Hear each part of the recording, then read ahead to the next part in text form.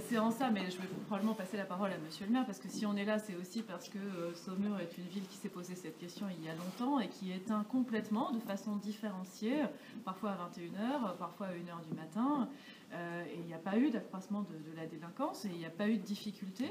Je pense qu'il y a plein de solutions techniques, d'abord en différenciant les horaires, ensuite en prévoyant des éclairages qui s'allument automatiquement quand vous passez. Donc il y a plein de solutions.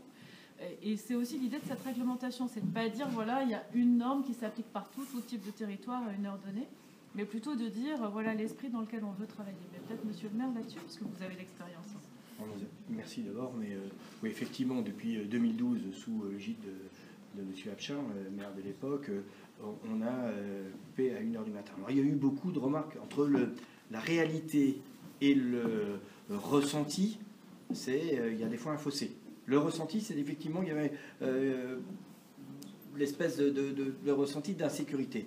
En réalité, quand on regarde les chiffres, avec le recul de 6-7 ans, il n'y a pas eu d'augmentation du tout. Par contre, il faut faire du cousu humain.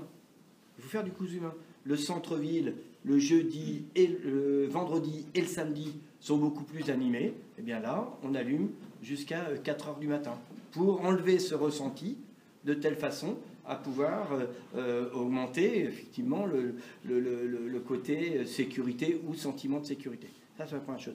La deuxième, c'est le travail sur le matériel dont on a pu parler. Nous, on n'est pas parti du tout sur changer tout le matériel. C'est-à-dire que peut-être que le centre-ville, c'est ce qu'on commence à faire, tout le centre-ville, cœur de ville, où là, il y a des animations plus fortes l'été et surtout le samedi et le vendredi et le samedi, et bien là, on est sur du travail avec des éclairages qui détectent les personnes. On allume juste au moment où on a un besoin, et c'est particulièrement vrai entre minuit et 4h du matin. L'éclairage que l'on doit mener pour que ça soit un sentiment, là aussi, de sécurité, eh bien, on avait dit qu'on allumerait tout à 6h du matin. Le premier train, il est à 5h40, eh bien, on a allumé à 5h15 l'axe entre le centre-ville et la gare, parce que c'est là où il y a un besoin. Nous croyons profondément qu'il faut faire, faire vraiment du sur-mesure sur tous les sujets. Voilà, et on n'a pas d'augmentation, alors moi je parle sous couvert évidemment de la police nationale, hein, on n'a pas d'augmentation de la délinquance, pas plus que de l'insécurité sur la ville de Saumur depuis qu'il n'y a pas l'éclairage s'est arrêté. Dernier point, et je crois que sur ce cousu humain, c'est-à-dire que tous les boulevards périphériques, on les a fermés à 23h. Toutes les extérieurs, on a éteint l'éclairage à 23h, au même titre que les villages. Alors, évidemment, c'est plus facile pour moi. J'ai été maire pendant 19 ans dans un village, donc on éteignait à 23h. Et personne ne s'en plaignait. Et on l'a fait à 23h, et personne s'est plaint. Je crois qu'on a eu, je regarde M. Cazin, je crois qu'on a eu un courrier sur ce, ou 2 courriers sur ces sujets-là. Donc ça veut dire que ça ne pose pas de problème. On le redit, 95% des gens sont rentrés avant 21h.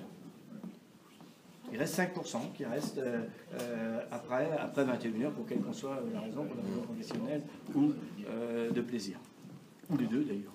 Je vais vous ajouter un témoignage national cette fois, parce que finalement la commune de Saumur est très représentative. Nous avons une expérience de 20 ans sur le terrain et toutes les communes qui ont pratiqué une expérimentation de l'extinction, ce qui a été le cas à Saumur pendant 1 an. Donc ça donne quand même le temps de se rendre compte des problèmes. Toutes les communes qui font l'expérimentation, nous on recommande de le faire avec les services de police et de gendarmerie. Toutes les expériences suivies ont montré qu'il n'y avait pas d'augmentation de délits, et même, c'est l'inverse, il y a une diminution des incivilités nocturnes et une diminution de l'accidentologie. Donc on a effectivement une différence entre le sentiment et la réalité. Mais il faut l'objectiver souvent avec des services de l'État, et ça permet de faire passer les messages.